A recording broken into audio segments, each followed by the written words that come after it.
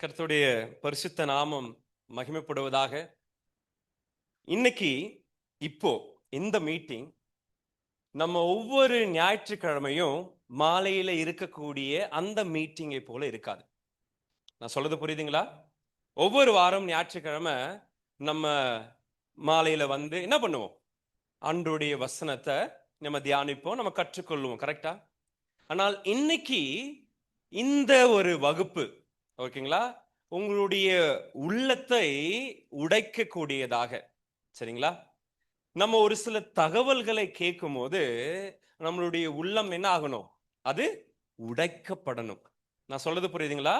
அப்படிப்பட்ட ஒரு செஷனா தான் இது இருக்க போகுது. அதனால நீங்க எல்லாரும் அமைதியா இருந்து ஆண்டவர் உங்களிடத்துல என்ன பேச போகிறார் அப்படின்றத நீங்க கவனமா கவனிக்கணும்னு சொல்லிட்டு நான் ஆசைப்படுறேன். சரிங்களா? இன்னைக்கு நம்ம கற்றுக்கொள்ள போற ஒரு முக்கியமான சப்ஜெக்ட் என்ன தெரியுங்களா? Discovering the mission of God. சரிங்களா? தேவனுடைய இந்த அர்ப்பணி, அதை கண்டறிய போறோம். சரிங்களா? இந்த ஒரு வகுப்பை, சரிங்களா, நம்ம கற்றுக்கொள்வதற்கு முன்பதாக வேதத்துல ஒரு சம்பவத்தை நம்ம தியானிச்சுட்டு இந்த கிளாஸை நான் கண்டினியூ பண்ணுன்னு சொல்லி ஆசைப்படுறேன். அப்போஸ்தலர் என்னுடைய 8ஆம் அதிகாரம் 26வது வசனத்திலிருந்து 39வது வசனம் தான் நம்மளுடைய Bible portion. But let us read verse 26 only. Acts chapter 26, Acts chapter 8 verse 26.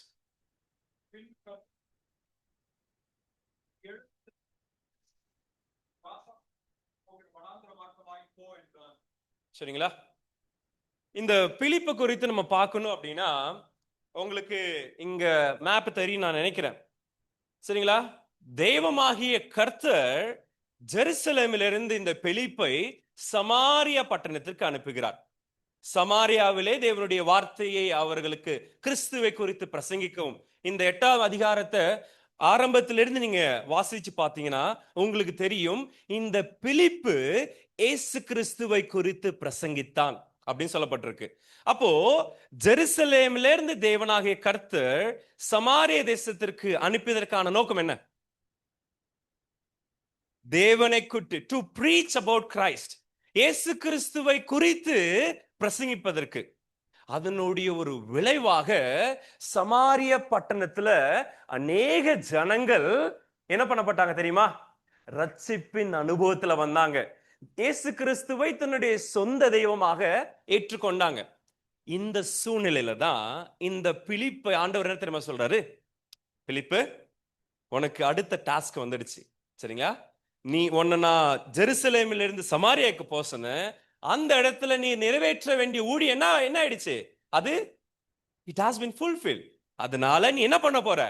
இப்போ இந்த சமாரியா தேசத்திலிருந்து நீ த டெசர்ட் ரோடு நீங்க சொல்லப்பட்டிருக்கு, வனாந்திர மார்க்கமாய் இந்த காசா பட்டணத்துக்கு போன்னு சொல்றாரு.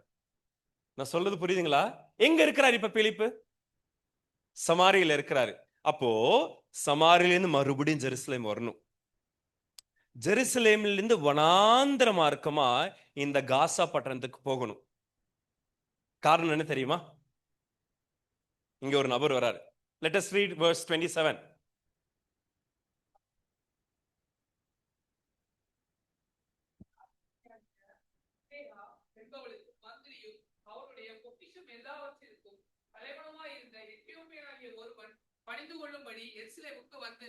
இங்க பாருங்க, இந்த கந்தாகே அப்படின்ற ஒரு நபருடைய மந்திரி, ராஜஸ்திரியினுடைய மந்திரி, அதே போல பொக்கிஷ தலைவன். அப்போ இந்த எத்தியோப்பியனாகி இந்த மனுஷன் ஒரு சாதாரண மனுஷன் இல்ல. சரிங்களா? ஒரு ஹை போஸ்ட் இருக்கக்கூடிய ஒரு நபர். இப்ப இந்த நபர் என்ன பண்றாரு அப்படின்னா, எருசலேமுக்கு வந்துட்டு இப்ப எத்தியோப்புக்கு திரும்பி போறார். சரிங்களா? அப்போ இவரும் எருசலேமிலிருந்து எத்தியோப்பியா, சரிங்களா, எகிப்து, எத்தியோப்பியா, ஈஜிப்ட் அண்ட் எத்தியோப்பியா. அப்போ எருசலேமிலிருந்து எத்தியோப்பியாவுக்கு போகணும்னா இவரும் எந்த மார்க்கமா தான் போகணும்? Please answer. I will not leave with. எந்த மார்க்கமா தான் போய் ஆகணும்? இந்த அதே வனாந்தர மார்க்கமா தான் போய் ஆகணும். சரிங்களா? கனெக்டிங் டாட்ஸ்ன்னு சொல்லுவாங்க. இப்ப புரியுதுங்களா? தேவனாகி கர்த்தர் பிலிப்பை ஏன் அந்த காசாக்கு போகக்கூடிய வனாந்தர மார்க்கமா போக சொன்னார்? புரிஞ்சுதா? காரணம், இந்த எத்தியோப்பியானா மனுஷனும் இப்போ அதே வழியில தான் பிரயாணப்படுறான். நான் சொல்றது புரியுதுங்களா? சரி. இப்போ போகும்போது இந்த எத்தியோப்பியனாக மனுஷன் ஒண்ணு பண்றான். என்ன பண்றான்? ஏசியா தீர்க்கதரிசி ஆகமத்தை இவன் என்ன பண்றான்? வாசிச்சுக்கிட்டே ரிட்டர்ன் போயிட்டு இருக்கிறான். அந்த சமயத்துல தான் ஆண்டவர் சொல்றாரு, நீ இப்போ இந்த ரதத்துக்கு அவன் அந்த இடத்துக்கு போ அப்படின்னு சொல்லும் போது ஒரு கேள்வி கேட்கிறாரு. ஒரு இன்ட்ரெஸ்டிங்கான ஒரு கேள்வி. என்ன கேள்வி அது? To you understand what you are reading? எப்பா நீ ஏதோ வாசிக்கிறியே, அந்த வாசிக்கிறதுனுடைய அர்த்தம் உனக்கு என்ன தெரியுதா? இவர் ஒரு கேள்வி கேட்டாரு. அதுக்கு இன்னொரு கேள்வியா அவர் என்ன தெரியுமா சொல்றாரு? என்ன சொல்றாரு? ஒருவன் நினைவுக்கு தெரிவிக்காவிட்டால் அது எனக்கு எப்படி தெரியும்? நான் இதை படிச்சிட்டு இருக்கிறேன். இத பத்தி ஒரு நபர் எனக்கு சொல்லி கொடுக்கல, இல்ல இதனுடைய அர்த்தத்தை எனக்கு புரிய வைக்கல அப்படின்னா என்னால எப்படி புரிஞ்சுக்க முடியும் அப்படின்னு கேட்கிறார். அப்பதான் இவர் போறாரு, போய் உட்கார்ந்து இயேசு கிறிஸ்துவ குறித்து சொல்லப்பட்ட அந்த தீர்க்கதரிசிய அந்த தீர்க்கதரிசி வசனங்களை வாசிச்சுட்டு இது இயேசு கிறிஸ்துவ பத்தி தான் சொல்லுது. இயேசு கிறிஸ்து உனக்காக எனக்காக சர்வலோகத்தினுடைய பாவத்திற்காக ஒரு ஆட்டுக்குட்டியை போல அவர் பலியிட போறாரு. அததான் இது சொல்லுது அப்படின்னு சொல்றார். அந்த சமயத்துல இவன் இயேசு கிறிஸ்துவ பற்றி கொஞ்சம் கொஞ்சமா பிரசங்கிக்க ஆரம்பிக்கிறான். சமாரியால செய்த அதே காரியத்தை இப்போ ஒரு நபர் கிட்ட, இந்த எத்தியோப்பியனாகிய மனுஷன் கிட்ட இயேசு கிறிஸ்துவை குறித்து இவன் பிரசங்கிக்கிறான். அந்த சமயத்துல தான் நீங்க இருக்கக்கூடிய மற்ற அந்த வசனங்கள்லாம் வாசிக்கும் போது ஞானஸ்தானத்தை குறித்து ஒரு டாபிக் வருது. அப்ப சொல்றாரு, இதோ குளம் இருக்கே, எனக்கு ஏதாச்சும் தடை இருக்கா? ஒரு தடை இல்லை, நீ போ, நான் உன்னை கூட்டு போறேன், நான் உனக்கு என்ன கொடுக்க போறேன்? நீ ஞானஸ்தானம் கொடுக்கிறேன் அப்படின்னு கொடுத்த இந்த எத்தியோப்பியான மனுஷன் சந்தோஷத்தோட வீட்டுக்கு போனான்னு சொல்லிட்டு வேதம் சொல்லுது. சரிங்களா? ஒரு let me ask you one question. Why did God send Philip to meet an Ethiopian? எத்தியோப்பியனாகி இந்த ஒரு மனுஷனை சந்திப்பதற்கு தேவன் எதற்காக பிலிப்பை அனுப்பினார்? Did you understand my question? என்னுடைய கேள்வி உங்களுக்கு புரிஞ்சுதா? இந்த எத்தியோப்பியனாகிய ஒரு நபரை சந்திப்பதற்காக பிலிப்பை தேவன் எதற்காக அனுப்பினார்? ஓகே, கிறிஸ்துவை குறித்து அவனை தெரிவிக்க. சரிங்களா? நான் எழுதிய ஒரு வாசகத்தை உங்களுக்கு காமிக்கிறேன். The reason என்ன தெரியுங்களா? For that one soul. ஜெருசலேமிலிருந்து இந்த காசா பட்டணத்துக்கு போகணும்னா கிட்டத்தட்ட 1300 மைல் பிரயாணப்படணும். ஒரு நபரை கிறிஸ்துவுக்குள் கொண்டு வருவதற்கு அந்த ஆத்மாவுடைய வர்த் God knows. அதனாலதான் இந்த ஒரு நபரை, சரிங்களா, ரட்சிப்பதற்கு கிறிஸ்து பிலிப்பி என்னக்கூடிய ஒரு நபரை அவரு பயன்படுத்தினார். சரிங்களா? சார்ல்ஸ் ஸ்பர்ஜனை குறித்து நம்ம கேள்விப்பட்டிருக்கிறோம். அவருடைய ஒரு கோட் என்ன சொல்லுது அப்படின்னா, consider how precious a soul must be when both God and the devil are after it. இது உங்களுக்கு புரிஞ்சுதா? நம்மளுடைய ஆத்துமா எவ்வளவு விலையேற பெற்றது. அந்த ஒரு ஆத்துமாக்காக தேவனும் பின்வருகிறார். யாரும் வர? பிசாசு வரார். ஒரு ஆத்மாவுடைய வேல்யூ என்னைக்காச்சும் நம்ம தெரிஞ்சிச்சு பார்த்திருக்கிறோமா? இன்னைக்கு சுவிசேஷத்தை பிரசங்கிக்கணும் அப்படின்னா முன்னாடி வந்து எல்லாருக்கும் முன்னாடி நின்று, சரிங்களா, ஒரு கூட்டத்துல பிரசங்கிப்பதற்கு நம்ம ஆசைப்படுறோம், சந்தோஷப்படுறோம். பரவாயில்ல, நாம இன்னைக்கு ஒரு பெரிய ஒரு கிரவுட் வந்தாங்க, அவங்க கிட்ட இயேசு கிறிஸ்துவ பத்தி நம்ம சொல்லிடுறோம் சொல்லிட்டு. ஆனா நம்ம கூடயே இருக்கக்கூடிய ஆத்மாவை குறித்து நம்ம கரிசனைப்படுறது இல்லையே. இவெல்லாம் ரட்சிக்கப்படுவானா? Sometimes we decide whether this person is going to saved or not. நாம தீர்மானிக்கிறோங்க. ஆனால் what Bible teach, ரட்சிப்பு, salvation is belongs to God. அதான் பரிசுத்த வேதாகம் கற்றுக் கொடுக்கிறது. நாம் செய்ய வேண்டியதை செய்தால் தேவன் மற்ற காரியங்களை பார்த்துக் கொள்வார். He will take care of the rest. சரிங்களா? அடுத்தது, இன்னைக்கு இந்த மிஷன் ஆஃப் காட் பத்தி தான் நான் உங்களோட பேசணும்னு சொல்லி ஆசைப்பட்டேன். இதனுடைய எபிரே ஒரு வார்த்தை என்னன்னு பார்த்தீங்கன்னா மிஸ்ஸியோ டே. சரிங்களா? இந்த மிஷன் அந்த வார்த்தை எதிலிருந்து வந்தப்பட்டது அப்படின்னா, சாரி, இது Latin, it is a Latin word. இந்த மிஷன் அப்படின்ற வார்த்தை லத்தீன் மொழியிலிருந்து வந்தப்பட்டது. சரிங்களா? மிஸ்ஸியோ. இந்த மிஸ்ஸியோ அப்படின்ற வார்த்தையினுடைய அர்த்தம் என்னன்னா அசெண்டிங். சரிங்களா? அல்லது டிஸ்மிஸ்ஸல் அர்த்தம். இதை புரிய வைக்கிறதுக்கு இன்னும் நான் ஒரு விஷயத்தை காமிக்கிறேனே. இது என்னதுங்க? What is this? மிசைல், ஏவுகணை நம்ம சொல்லுவோம் இல்லையா? What is the purpose of a missile? அதான் கீழே கொட்டுங்க. To create an impact. சரிங்களா?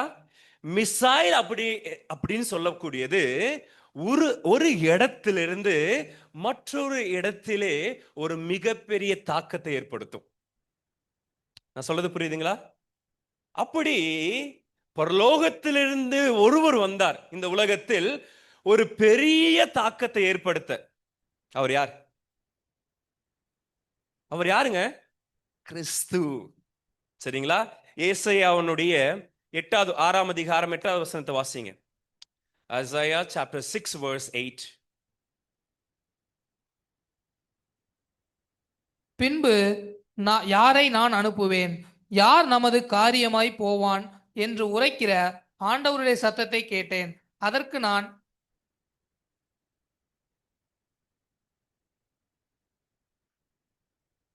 6ஆம் அதிகாரம் 1 வசனம். உசியா ராஜா மரணமடைந்த வருஷத்தில், இல்ல 8வது வசனம் மட்டும் போதும். thank you.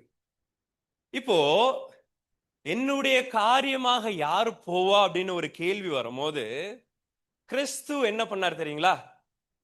நான் போகிறேன். சரிங்களா?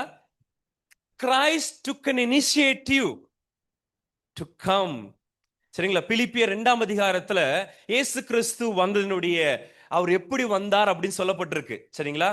அவர் என்ன பண்ணார் அப்படின்னா இந்த பரலோகத்தில் இருக்கக்கூடிய விஷயத்தை மேன்மையாக எண்ணாமல் தம்மை தாமே வெறுமையாக்கி he emptied himself.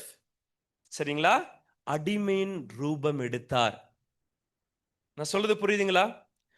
தேவன் பரலோகத்தில் இருக்கக்கூடிய விஷயத்தை மேன்மையாக எண்ணாமல் இந்த உலகத்துக்கு நான் போகிறேன் என்று இயேசு கிறிஸ்து இந்த உலகத்திற்கு வந்தார். சரிங்களா? கிறிஸ்டோபர் ஜேஹெச் ரைட் அப்படின்ற ஒரு நபருடைய ஒரு கோட்டு தான் நாங்கள் உங்களுக்கு காமிச்சிருக்கிறேன். Mission was not made for the church. The church was made for mission. என்ன மிஷனுங்க? God's mission. நான் சொல்றது புரியுங்களா? கிறிஸ்து இந்த உலகத்திற்கு வந்ததுக்கான நோக்கமே தான். சரிங்களா? கிறிஸ்து இந்த உலகத்தில் வந்ததுனால ஏற்பட்ட ஒரு விளைவு சபை உண்டானது. ஆமாவா இல்லையா? கிறிஸ்துவை ஏற்றுக்கொண்டவர்கள் எங்க போனாங்க? அவர்கள் கூடி வந்து ஆராதித்தார்கள். அதுதான் நம்ம என்ன சொல்றோம்? சபைன்னு சொல்றோம். அப்போ இந்த சபை உருவாக்கப்பட்டதனுடைய முதல் ஒரு முக்கியமான ஒரு காரணம் என்ன? The church was made for mission. தேவனுடைய அருப்பணிக்காக தான் சபையானது இந்த உலகத்திலே ஸ்தாபிக்கப்பட்டது. நான் சொல்றது புரியுதுங்களா? சரியா? நான் ஒரு சிலர் உங்களுக்கு அறிமுகப்படுத்த விரும்புறேன். நான் ஒரு சிலர் உங்களுக்கு அறிமுகப்படுத்த விரும்புறேன். அவங்க யார் அப்படின்னா அன்ரீச்ட் பீப்புள் அப்படின்னு சொல்லுவாங்க. சரிங்களா? ஒரு கேள்வி வரலாம், என்னப்பா அன்ரீச் பீப்புள்னா என்ன அர்த்தம்? வாட் இஸ் யூபிஜி அப்படின்றத என்னை விட அழகா, சரிங்களா, ஒரு வீடியோ மூலமா நம்ம இது என்னன்னு சொல்லி நம்ம பார்க்க போறோம்.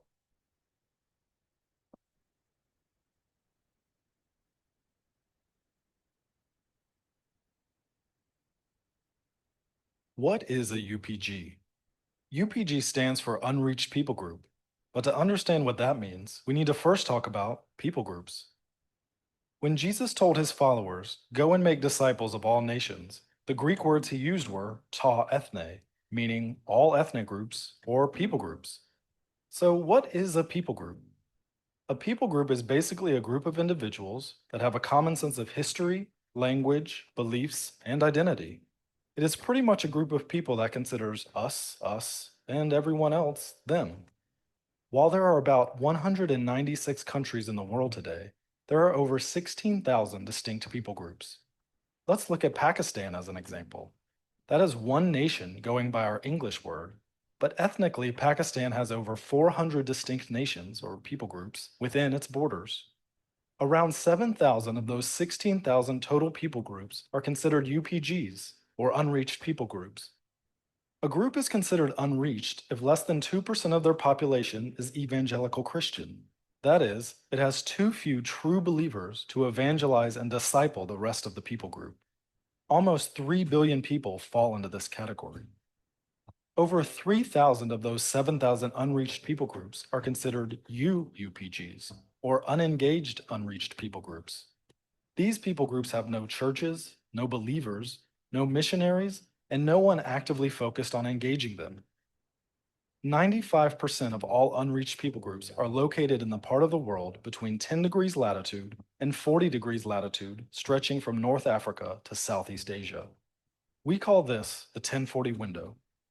It's in the 1040 window that most of the major non-Christian religions hold sway. Collectively, they are known as the Thumb people: tribal, Hindu, unreligious, including many Chinese, Muslim, and Buddhist. Jesus said that the gospel of the kingdom would be preached as a testimony to ta ethne, all people groups, and then the end would come. Less than 3% of our total cross-cultural missionary force is working with unreached people groups. We must go to the unreached. At the same time, it's estimated that over 350 unreached people groups are living in the United States today as immigrants, refugees, and international students. We must welcome the unreached. Christ commands us to make disciples of all nations. Jesus is alive. His mission for us is clear, yet the task stands incomplete. Together, we can change that. The task is remaining. சரிங்களா? இதை நான் உங்களுக்கு ஈஸியா புரிய வைக்கிறேன் இந்த வீடியோவை. இந்த உலகத்துல கிட்டத்தட்ட 10,000 பீப்புள் குரூப்ஸ் இருக்கிறாங்க. சரிங்களா? பீப்புள் குரூப் அப்படின்னா ஒரே மொழியை பேசக்கூடிய நபர்கள் இருப்பாங்க ஒரு இடத்துல, ஒரே சமுதாயத்தை சேர்ந்தவங்க இருப்பாங்க, ஒரே ஹிஸ்டாரிக்கல் பேக்ரவுண்ட்ல இருக்கக்கூடிய, இப்படி இந்த உலகத்திலே கிட்டத்தட்ட 10,000 குரூப்ஸ் இருக்கிறாங்க. சரிங்களா? இதுல 7,000 குரூப்ஸ் பீப்புள் குரூப் வந்து பாத்தீங்கன்னா அன்ரீச்ட் பீப்புள் குரூப். இந்த அன்ரீச்ட் பீப்புள் குரூப் அப்படின்னா என்ன அர்த்தம்னா, today we speak about second coming of Jesus Christ. கரெக்டா? இயேசு கிறிஸ்துவினுடைய 2ஆம் வருகை குறித்து இன்னைக்கு எல்லா சபைகளும் பேசிக்கொண்டு இருக்கிறது. சரிங்களா? ஆனா இயேசு கிறிஸ்துவினுடைய முதல் வருகையை தெரியாதவங்க தான் இந்த unreached people group. Did you understand? இயேசு கிறிஸ்து, do you know Jesus? Have you heard about Jesus Christ? அவங்க என்ன தெரியுமா சொல்லுவாங்க? இல்ல, இயேசு கிறிஸ்துனா யாருன்னு கேட்பாங்க. நான் சொல்றது புரியுதுங்களா? அந்த 7,000 அன்ரீச்ட் பீப்புள் குரூப்ஸ்ல கிட்டத்தட்ட 3,000 பீப்புள் குரூப் மத்தியில அததான் வந்து யூபிஜின்னு சொல்லுவாங்க, அன்என்கேஜ்ட் அன்ரீச்ட் பீப்புள் குரூப். அப்படின்னு அர்த்தம்னா, சபை இல்ல, பைபிள் இல்ல, ஒரு மிஷனரி இல்ல, அந்த பகுதியை கண்டுக்க ஒருவரும் இல்லை. இந்த உலகத்துல கிட்டத்தட்ட 3,000 மக்கள் குழுக்கள் அப்படி இருக்கு. சரிங்களா? இதுல இந்த அன்ரீச்ட் பீப்புள் குரூப்ல 10 by விண்டோன்னு சொல்லிட்டு ஒரு காமிச்சிருந்தாங்க, தெரியுதா? சரிங்களா? இதுதான் வந்து 10 by விண்டோ அப்படின்னு சொல்லுவாங்க. அதுல வரக்கூடிய ஒரு முக்கியமான ஒரு கண்ட்ரி, யாரோட கண்ட்ரிங்க? நம்ம கண்ட்ரி. கிட்டத்தட்ட 95% அன்ரீச்டு பீப்புள் இருக்கக்கூடிய கண்ட்ரிஸ் தான் இது. அதுல நம்மளுடைய கண்ட்ரி இருக்கு. பெருமையா இருக்குல்ல? கேட்கவே சந்தோஷமா இருக்குல்ல? இயேசு கிறிஸ்துவ பத்தி கேள்விப்படாதங்க இந்தியாவில் நிறைய பேர் இருக்கிறாங்களா, பரவாயில்லையே அப்படி தோணுதா? சரிங்களா? அதான் இந்த இடத்துல சொல்லப்பட்டிருக்கு, where the gospel is heard the least.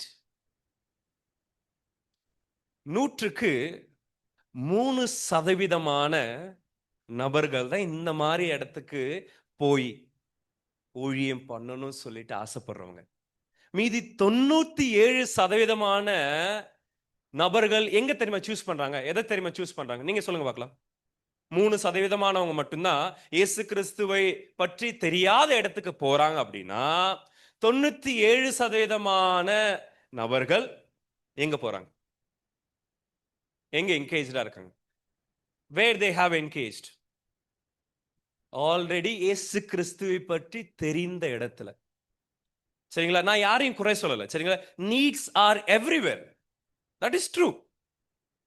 சரிங்களா? ஆனால் நம்ம இந்த நிலைமையில யோசிச்சு பார்ப்போமே. இப்ப நான் வாழக்கூடிய இந்த கண்ட்ரியில இன்னும் இயேசு கிறிஸ்துவ தெரியாத நிறைய பேர் இருக்கிறாங்களா? சரிங்களா? நான் உங்களுக்கு இதை காமிக்கிறேன். கண்ட்ரி எடுத்துக்கிட்டோம். சரிங்களா? நம்மளுடைய இந்திய தேசத்துல கிட்டத்தட்ட 2272 பீப்புள் குரூப்ஸ் இருக்கிறாங்க. இத்தனை மக்கள் குழுக்கள் இருக்கிறாங்க. சரிங்களா? இதுல கிட்டத்தட்ட 90% நபர்கள், 90% மக்கள் குழுக்கள், சரிங்களா, அவர்கள் இன்னும் இயேசு கிறிஸ்துவை பற்றி அறிந்து கொள்ளவில்லை. யூபியில நடந்த ஒரு சம்பவத்தை நான் உங்களோட சொல்லணும்னு சொல்லி ஆசைப்படுறேன். சரிங்களா? உத்தரப்பிரதேச மாநிலத்துல போன சமயத்துல ஒரு தம்பியோட பேசிட்டு இருக்கும் போது நான் அந்த பாயிண்ட கேட்டேன். இயேசு கிறிஸ்து பேர் கேள்விப்பட்டிருக்கிறியா அப்படின்னு சொல்லிட்டு. சரிங்களா? அவன் என்னோட கேட்டது, மசி கோன அப்படின்னு கேட்டான். அப்படின்னா என்ன அர்த்தம்னா, அவருன்னா இயேசுன்னா யாருங்க? நான் சொல்றது புரியுதுங்களா? சரிங்களா? அப்போ நம்மளுடைய இந்த இந்திய தேசத்தை கிட்டத்தட்ட 90% மக்கள் குழுக்கள் இன்னும் இயேசு கிறிஸ்து பற்றி தெரியல. இந்த கிறிஸ்டியானிட்டி இந்தியாவில் எவ்வளவு பேர் இருக்காங்க தெரியுமா? 2.22% தான். இதுல ஒரு வேதனையான ஒரு உண்மை என்ன தெரியுங்களா? இந்த 2.22% பெயர் கிறிஸ்தவர்களும் வருவாங்க. நான் சொல்றது புரியுதுங்களா? நான் ரீசென்ட்லி ராஜஸ்தானை குறித்து ஒரு விஷயம் கேள்விப்பட்டேன். ராஜஸ்தான்ல போவாஸ் அப்படின்னு சொல்லக்கூடிய ஒரு அண்ணா மினிஸ்ட்ரி பண்ணிட்டு இருக்கிறாங்க. அவங்களுடைய வைஃப் பேர் ரேச்சல். சரிங்களா? அவங்க குடும்பமா அங்க ஊழியம் செஞ்சிட்டு இருக்கிறாங்க. கிட்டத்தட்ட 40,000க்கு மேற்பட்ட கிராமங்கள் இருக்கு. There are more than 40,000 villages. ஓகேங்களா? எங்க இருக்கு? ராஜஸ்தான்ல இருக்குன்னு சொன்னேன். கிட்டத்தட்ட 8 கோடி மக்கள் தொகையில் இருக்காங்க சொன்னேன். Populations 8 crores. ஆனா என்னை அதிகமாக சிந்திக்க வைச்சதும் என்னை ஆச்சரியப்படுத்ததும் ஒரு தகவல் என்ன தெரியுமா? இந்த 8 கோடி மக்கள்ல 1000 விசுவாசிகள் தான் இருக்கிறாங்களாம். நான் சொன்னது புரியுதுங்களா? 8 கோடி மக்கள் தொகையில எத்தனை விசுவாசிகள் மட்டும்தான் இருக்கிறாங்களா? கூட்டி கழிச்சு பார்த்தா பிரதர் மொத்தமா 1000 பேர் வருவாங்க அப்படின்னு சொல்லி சொன்னாரு. அதுவுமே ஒரு எக்ஸாக்ட் ஒரு கவுண்ட் இருக்கும்னு சொல்லி எனக்கு தெரியல. இவ்வளவு தேவைகள் நம்மளுடைய இந்த இந்திய இதுல இருக்கு. சரிங்களா? இந்த இந்திய தேசத்தை உங்களுக்கு நான் 2ஆ டிவைட் பண்ணியிருக்கிறேன். இந்த கோட்டுக்கு கீழே இருக்கக்கூடிய இது எல்லாமே இந்த சவுத் சைட்ல வருது. கரெக்டுங்களா? ஸோ நம்மளுடைய தமிழ்நாடு இருக்கு, கேரளா இருக்கு, அதுக்கப்புறம் மேல ஆந்திரா, எல்லாமே கர்நாடகா எல்லாமே வருது. சரிங்களா? அதுக்கப்புறம் இந்த கோட்டுக்கு மேல நிறைய மற்ற ஸ்டேட்ஸை நம்மளால பார்க்க முடியுது. சரிங்களா? இதை பார்த்துக்கிட்டே இருக்கும்போது அப்படியே ஒரு விஷயத்தை காமிக்கிறேன். சரிங்களா? இப்போ இந்த பிளாக்கா இருக்கக்கூடிய இந்த இடத்துல அதிகமான புள்ளிகளை உங்களால பார்க்க முடியும். சரிங்களா? இப்ப இந்த கோட்டுக்கு கீழே இருக்க இடத்தையும் அதிகமான புள்ளிகளையும் நீங்க கவனிச்சு பாருங்க. கம்பேர் பண்ண முடியுதா? சரிங்களா? இந்த கோட்டு கீழே இருக்க இடத்தையும் அதே போல புள்ளிகளையும் கவனிச்சு பாருங்க. அப்படின்னு என்ன அர்த்தம்? 1 dot is equal to 5,000 Christians நீங்க சொல்லப்பட்டிருக்கு. இது வந்து பாத்தீங்கன்னா 2011ல எடுக்கப்பட்ட ஒரு கணக்கீடு. சரிங்களா? அப்போ இந்த கோட்டுக்கு கீழே இருக்கக்கூடிய இந்த மாநிலங்கள்ல தான் அதிகமான கிறிஸ்தவர்கள் இருக்கிறாங்க. உங்களால அதை ஐடென்டிஃபை பண்ண முடியுதா? பண்ண முடியுதா? அப்போ இந்த கோட்டுக்கு மேல இருக்கக்கூடிய இந்த மாநிலங்கள், சரிங்களா? இப்ப இதை கவனிச்சு பாருங்க. இதுங்கெல்லாம் பாத்தீங்கன்னா ரொம்ப கம்மி. கரெக்டா? இது உத்தரப்பிரதேஷ், ஜார்க்கண்ட்லாம் இந்த சைடு வரும், மத்திய பிரதேஷ் மேல. சரிங்களா? ஒரு கேள்வி கேட்க போறேன். என்ன கேள்விங்க அது? Can we bring the light to all the dark places? இதுக்கு தாங்க கர்த்தர் நம்ம வச்சிருக்கிறாரு.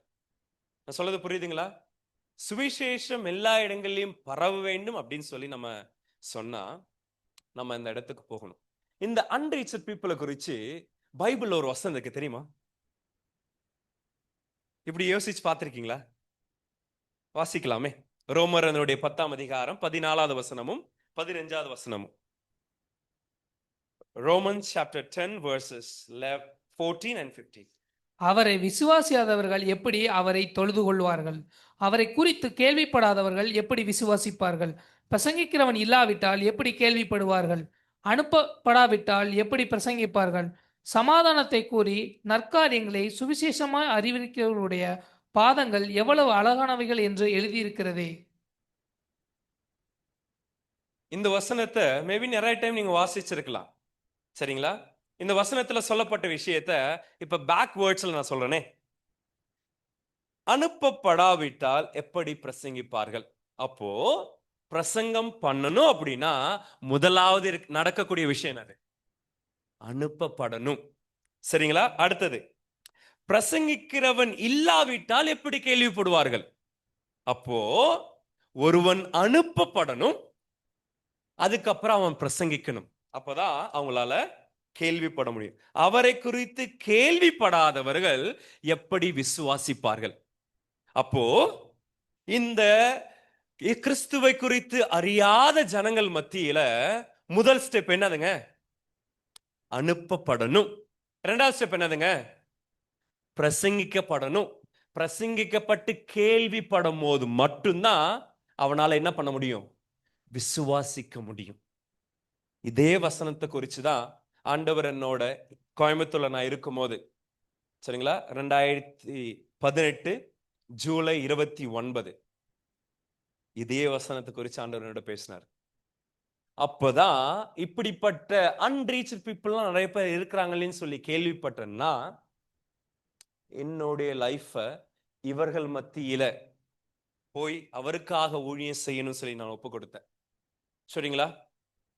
நான் வந்து உங்களை என்கரேஜ் பண்றதுக்காக ஒரு சில ரிசோர்சஸ், இந்த மிஷனை குறித்து அறிந்து கொள்வதற்கு ஒரு சில ரிசோர்சஸ் இருக்கு. யூடியூப்ல பேட் லெக்ஸ் அப்படின்னு சொல்லி நீங்க போட்டீங்கன்னா ஒரு நபருடைய ஒரு வீடியோ வரும். சரிங்களா? ஏலியனார் மிஷனரி ஸ்டோரி அப்படின்னு சொல்லி போடுங்க. இதை குறித்து இதான் உங்களுடைய ஹோம்ஒர்க் இன்னைக்கு. I will ask. சரிங்களா?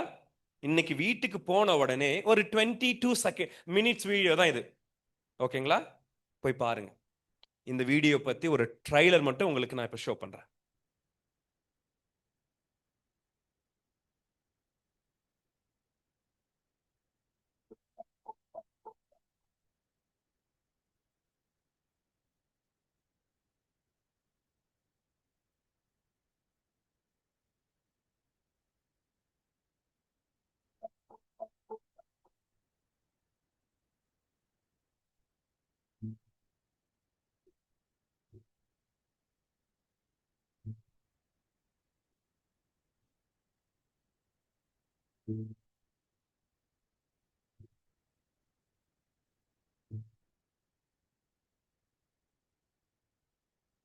People have told me, oh, I could never do what you did because, all these reasons. Here you are, disabled. How can you say your life has been good? And it's because God's frame around my life has been for His glory. that are weaknesses to us, but turn it around for strength to him to shine his glory. And that's wonderful. There's no greater thing in the world.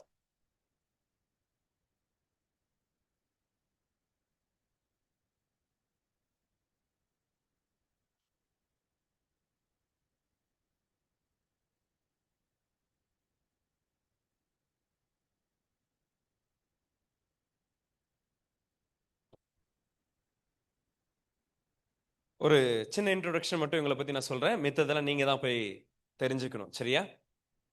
ஒரு குழந்தையா பிறக்கும் போது 2 விதமான போலியோனால attack ஆகப்பட்டாங்க. சரிங்களா? இந்த போலியோனால attack ஆகப்பட்டதுனால அவங்களுடைய இடுப்புக்கு கீழே, ஓகேங்களா, பிஃபோர் ஹிப், இந்த இதுக்கு கீழே பேரலைஸ் ஆயிடுச்சு. So she cannot walk. அவங்களால என்ன பண்ண முடியாது? நடந்து போக முடியாது. டீனேஜர் பருவத்துல வரும்போது, 10 பருவம் சொல்லுவோம் இல்லையா, அந்த சமயத்துல ஒரு பைபிள் கோர்ஸ் படிக்கிற சமயத்துல இந்த எலினார் அப்படின்ற அந்த ஒரு மிஷன், அந்த சகோதரிக்கு ஆண்டவரை பற்றி அறியாத இடத்திற்கு போய் ஊழியம் செய்யணும்னு சொல்லி ஒரு ஆசை வந்துச்சு, ஒரு பாரம் வந்துச்சு. சரிங்களா? அப்போ அங்க இருந்த, அததான் வந்து ட்ரைலர் கூட அவங்க சொல்லியிருந்தாங்க. அங்க இருக்கிறவங்க என்ன தெரியுமா சொன்னாங்க? Hey, you are disabled. உன்னால எழுஞ்சு நிக்க முடியாது, நீ போய் இன்னொரு இடத்துல ஊழியம் செய்ய போறியா அப்படின்னு சொன்னாங்க. அந்த சமயத்துல இந்த சகோதரி 1 வாரம் ஃபாஸ்டிங் இருந்து ஜெபம் பண்ணாங்க. யாரு சொன்னாங்களோ அவர்களே வந்து இந்த சகோதரி அனுப்பி வச்சாங்க. ஆண்டவர் இந்த சகோதரனுடைய அந்த பாரத்தை பார்த்தார்.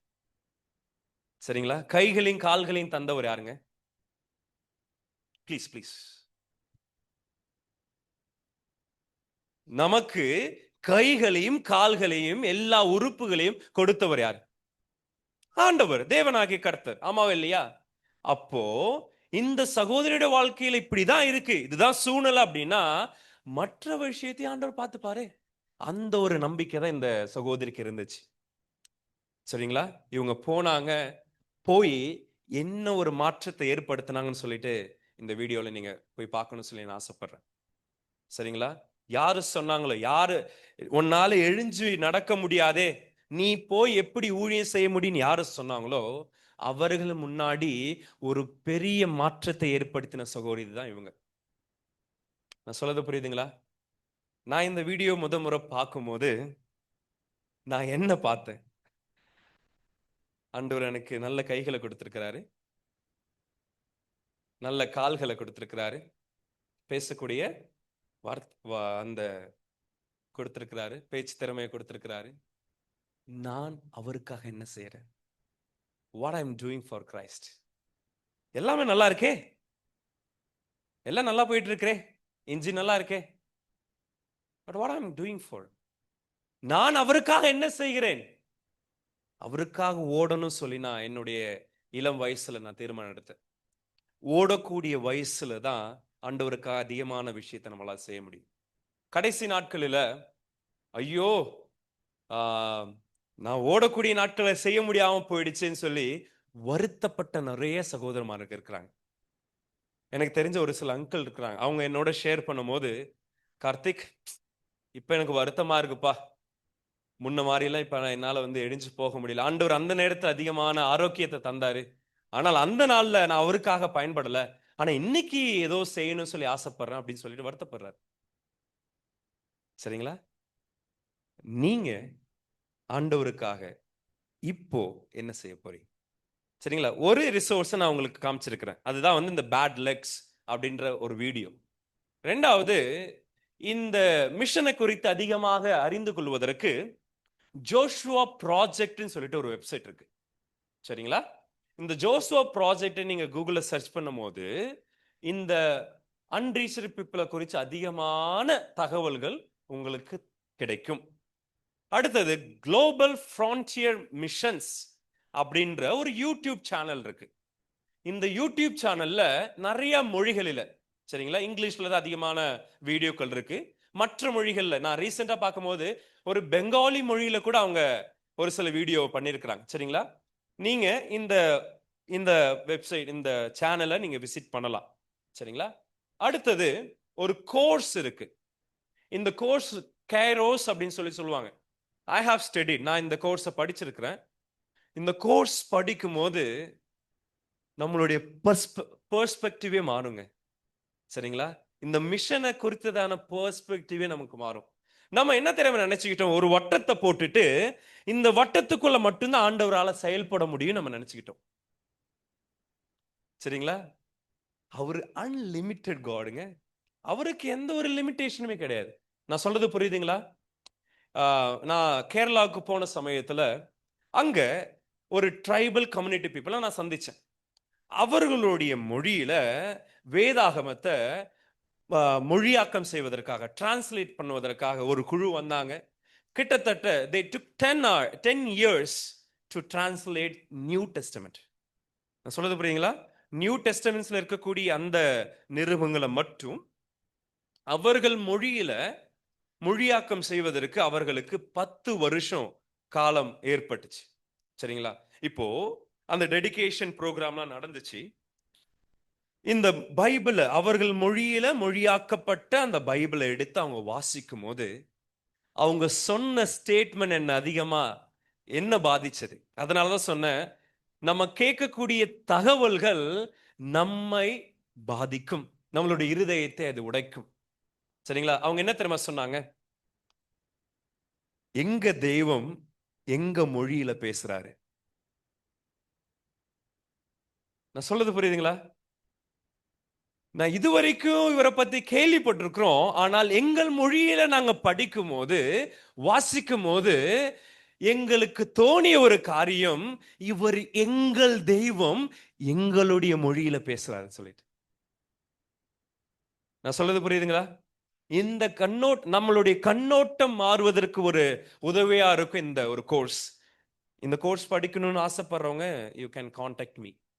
அடுத்தது, இந்த மிஷனை குறித்து இன்னும் அதிகமா அறிஞ்சு கொள்ளணும் ஆசைப்படக்கூடிய நபர்கள் மட்டும், சரிங்களா?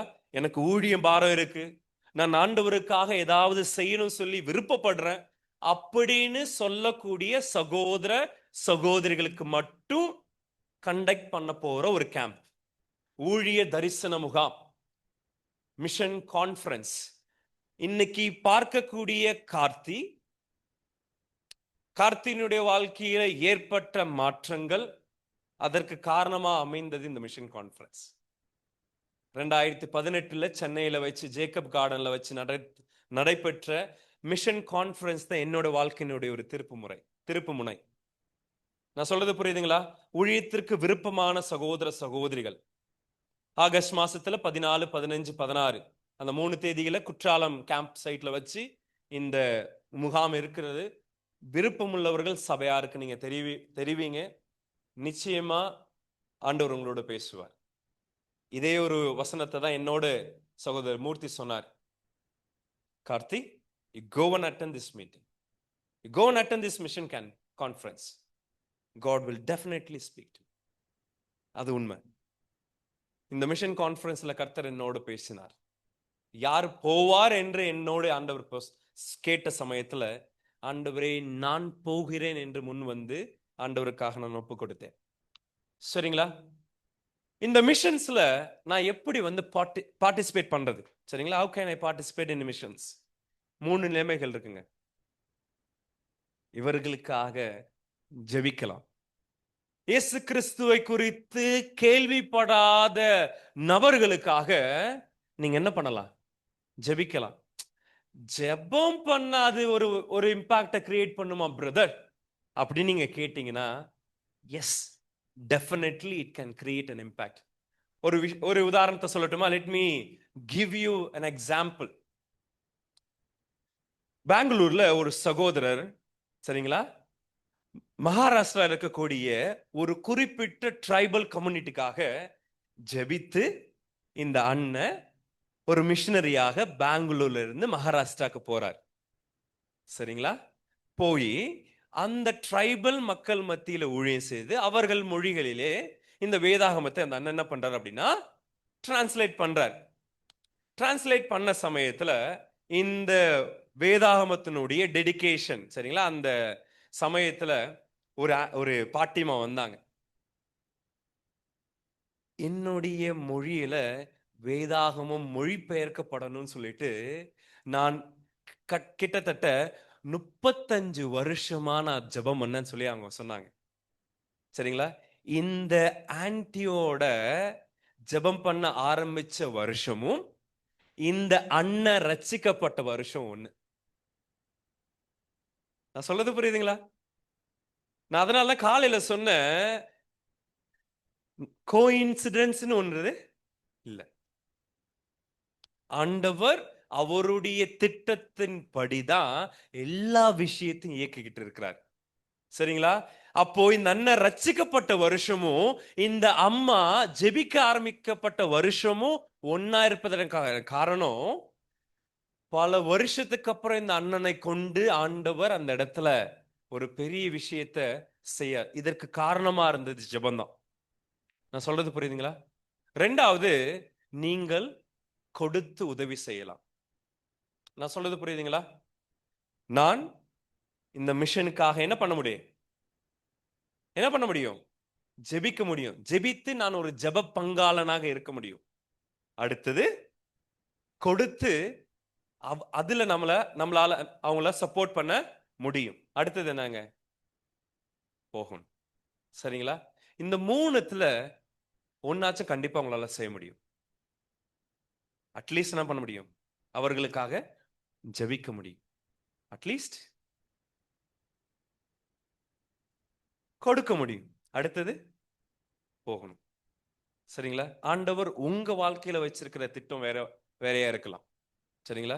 ஜெபிக்கக்கூடிய ஒரு பாரத்தை இன்னைக்கு ஆண்டவர் கொடுக்கலாம். இல்லை, அவர்களை பினான்சியல் சப்போர்ட் பண்ணக்கூடிய ஒரு பாரத்தை ஆண்டவர் கொடுக்கலாம் இன்னைக்கு. இல்லைன்னா, ஆண்டவரே, I am ready to go, ஆண்டவரே நான் போகிறதுக்கு என்னவா இருக்கிறேன், தயாரா இருக்குன்னு சொல்லிட்டு உங்களை நீங்க ஒப்பு கொடுக்கலாம். சரிங்களா? ஒரு பாட்டை பாடணும்னு சொல்லி நான் ஆசைப்படுறேன். அது உங்களுக்கு இங்க டிஸ்பிளேவே இருக்கு. அதே போல அந்த பாட்டோடைய ட்ராக் அவங்க போடுவாங்க. ஸோ என்னோட கூட சேர்ந்து நீங்க பாடணும்னு சொல்லி நான் ஆசைப்படுறேன்.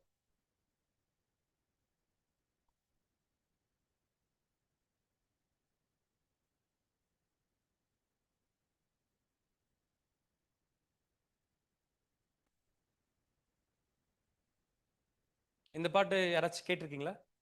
அறுவடையும் மிகுதி ஆட்களோ கொஞ்சம் என்று சொன்னவும் வார்த்தை கேட்டதன் நெஞ்சம்.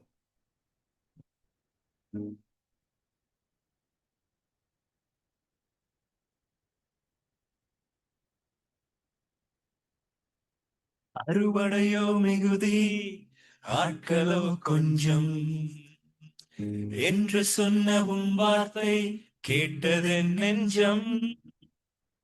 அறுவடையோ மிகுதி ஆட்களோ கொஞ்சம் என்று சொன்னவும் வார்த்தை கேட்டதென் நெஞ்சம்.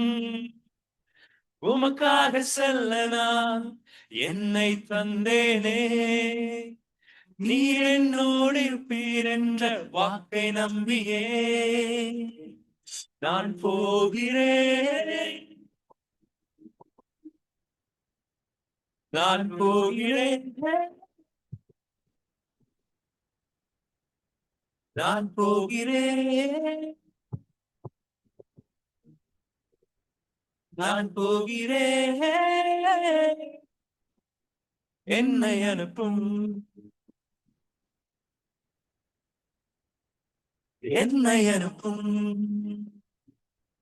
என் இயேசுவே, நீர் என்னை அனுப்பும்.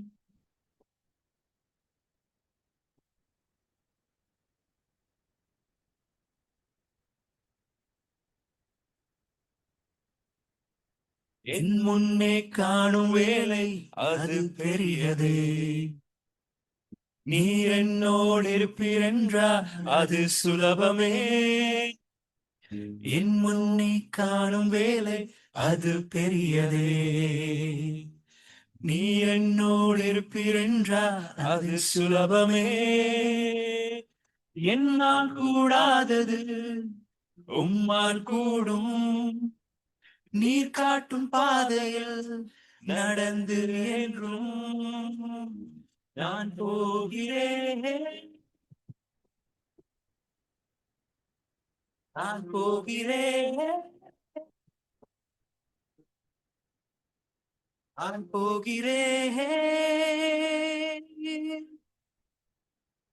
நான் போகிறேன்.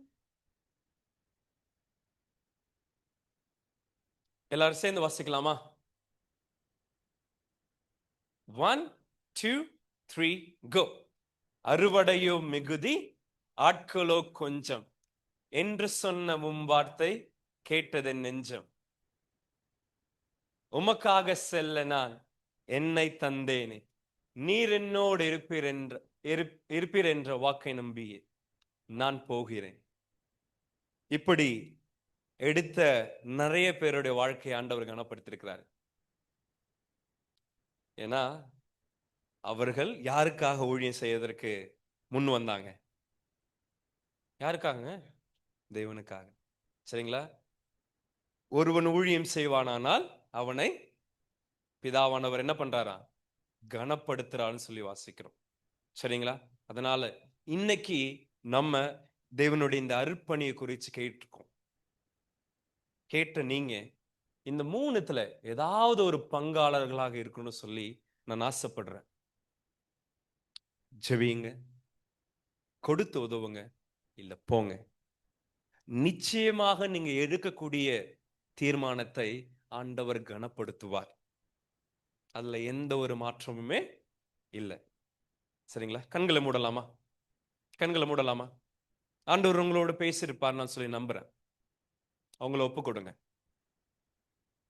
ஆண்டவரே, ஒருவேளை நீங்க என்னோட வாழ்க்கையில வச்சிருக்கக்கூடிய திட்டம் உங்களை குறித்து அறியாத ஜனங்களுக்காக ஜெபிக்கணும் அப்படின்னா, ஒவ்வொரு நாளும் இந்த நபர்களை, இந்த ஜனங்களை நினைவு கூர்ந்து ஜெபிக்கக்கூடிய கிருபையை தாங்கன்னு சொல்லி சொல்லுங்க.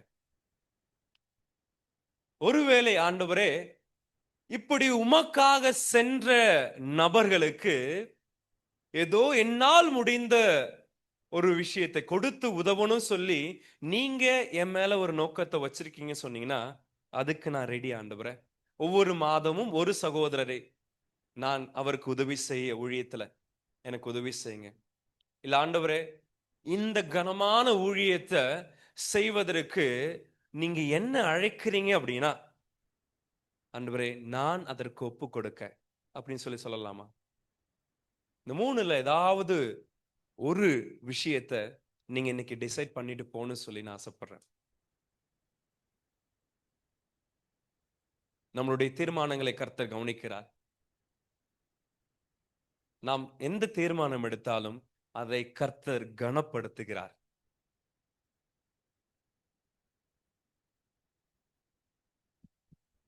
எடுத்த தீர்மானங்களுக்காக நாம் கர்த்தருக்கு நன்றி செலுத்துவோம்.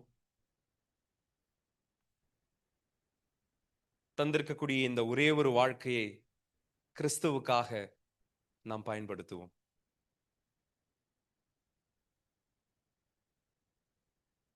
ஒரே ஒரு வாழ்க்கை சீக்கிரத்தில் கடந்து போகும். கிறிஸ்துவுக்காக நாம் செய்யக்கூடியது மட்டும்தான் நிலைத்து நிற்கும். சிடி ஸ்டட்டோடைய ஒரு கோட் இது. அதனால கிறிஸ்துவுக்காக நீங்கள் செய்வது அது நிலைத்து நிற்கும். கர்த்தர் உங்கள் ஒவ்வொருவரையும் ஆசீர்வதிப்பாராக. ஆமென்.